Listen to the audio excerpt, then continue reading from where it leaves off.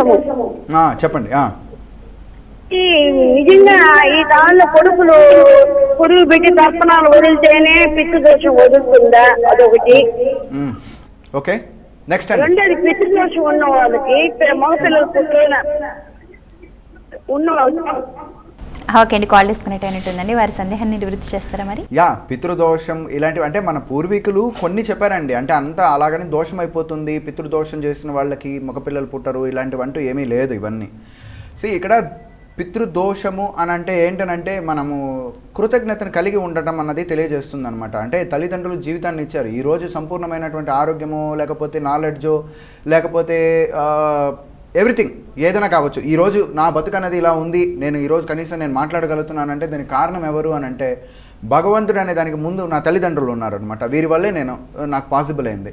నేను వారిని పట్టించుకోకుండా నేను నా డెవలప్మెంటో లేకపోతే నా గురించో లేకపోతే నా పిల్లల గురించో లేకపోతే నాకు రేపు వివాహం అయ్యింది అని అనుకోండి, నాకు నా వైఫ్ గురించో వీటి గురించి ఆలోచించానంటే కృతజ్ఞతను కోల్పోయిన వాడిని అవుతాను అనమాట.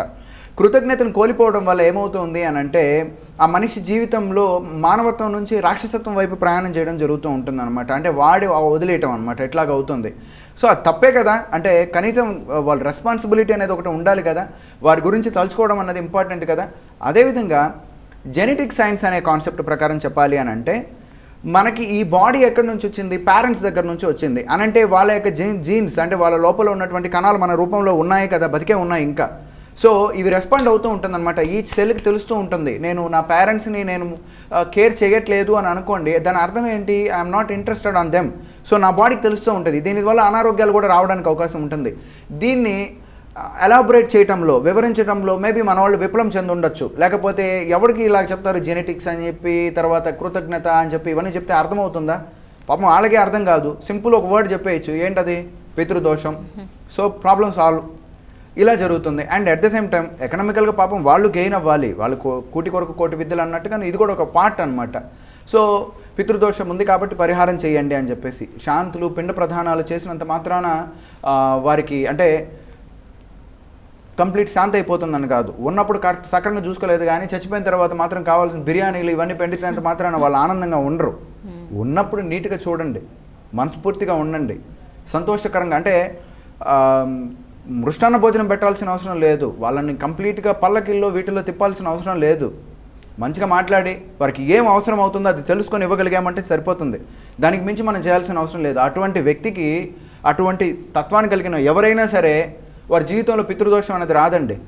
అంటే ఇక్కడ అర్థమవుతూ ఉంటుంది అనమాట. అంటే ఈ పిల్లలు మంచి పిల్లలు పుట్టరు అది ఇది అని చెప్పేసి వాళ్ళకి అర్థమవుతుంది కదా, నేనే నా తండ్రి కరెక్ట్గా చేయలేదు, నెక్స్ట్ నా జనరేషన్ ఎలా ఉంటుందో అని చెప్పి భయం అనేది ఉంటుంది. కాబట్టి వీళ్ళకి ఏంటనంటే అటువంటి క్యారెక్టర్లు ఉండడానికి అవకాశాలు ఉంటాయి. ఇదంతా థాట్ ప్రాసెస్ మీద ఆధారపడుతూ ఉంటుంది, అంతే కదా. ఇప్పుడు నేను ఇంత బ్యాడ్గా ఉన్నాను, నాకు పుట్టబోయేవాడు కూడా బ్యాడ్ అయితే ఎట్లా ఉంటుంది, అయ్యో ఇలాంటి వాడైతే కాకూడదు అని చెప్పి ఒక ఆలోచన ఉందనుకోండి, వాళ్ళకి పిల్లలు పుట్టరు. It's a very common thing. అంటే వాళ్ళకి పుత్ర సంతానం కలగదు అది ఇది అని చెప్పేసి తండ్రే చేతగానోడయ్యాడంటే తనకు పుట్టబోయే పిల్లవాడు ఇంకెలాంటి వాడు అవుతాడు, వాడు ఇంగిడికంటే తయారవుతాడు అన్నట్టుగా ఉంటుంది. సో పితృదోషాలు ఇలాంటివన్నీ ఉన్నాయంటే కృతజ్ఞతను లేకపోతే అది దోషమే అంతే. సో కాబట్టి తల్లిదండ్రులని మీరు కాళ్ళు పడి మొక్కి దండం పెట్టి అంటే చనిపోయిన తర్వాత ఫోటోలు పెట్టి వాళ్ళ పేరు మీద లక్షల మందికి అన్నదానాలు చేయాల్సిన కాదు. 3 పూటలు కరెక్ట్గా వాళ్ళకి అన్నం పెట్టారంటే సరిపోతుంది. వారిని కరెక్ట్గా చూసుకున్నామనంటే దాని మించి ఇంకేం అవసరం లేదు. అంటే వాళ్ళ ప్రాబ్లం ఏంటని తెలుసుకొని అది తీర్చగలిగారు అని అంటే చాలా అనమాట. అంటే పొగడాల్సిన అవసరం లేదు, గొప్పగా వాళ్ళని ఏదో వాళ్ళ పేరు మీద రాజశాసనాలు రాపించాల్సిన అవసరం లేదు, ఏమీ లేదు. చనిపోయిన తర్వాత 100 చేసి ఏం లాభం అండి? చనిపోయిన తర్వాత దాదాపు 4 నుంచి 5 లక్షల రూపాయలు 10 లక్షల రూపాయలు డంబాల కోసం ఖర్చు పెడుతున్నాం. ఆ 10 లక్షల రూపాయలు వాళ్ళ తిండి కోసం ఉపయోగించామంటే సరిపోయింది. హ్యాపీగా ఉంటారు, గొప్పగా ఫీల్ అవుతారు, చాలా సంతోషిస్తారు. కనీసం నెలకు ఒకసారి వారానికి ఒకసారి ప్రేమగా మాట్లాడండి, సరిపోతుంది. That's it. అది చేసామంటే పితృదోషాలు ఉండవు, ఏమీ ఉండవు. ఉన్న భూమి మీద ఉన్నటువంటి ఆ భగవంతులను పూజించండి, ప్రేమించండి. ఒకవేళ చనిపోయారు అని అనుకోండి, వారి పేరు మీద ఏదైనా మంచి కార్యాలు చేయండి, మంచి ఇది చేయండి. అంతేకాని నాకు ఆస్తి లేదు కాబట్టి ఆడిని నేను పూజ చేయను, ఆడిని నేను గౌరవించను, నేను ఇది చేస్తాను అది చేస్తాను అని అనొద్దు. మీ తల్లిదండ్రులు ఇచ్చిన ఆస్తి మీరే.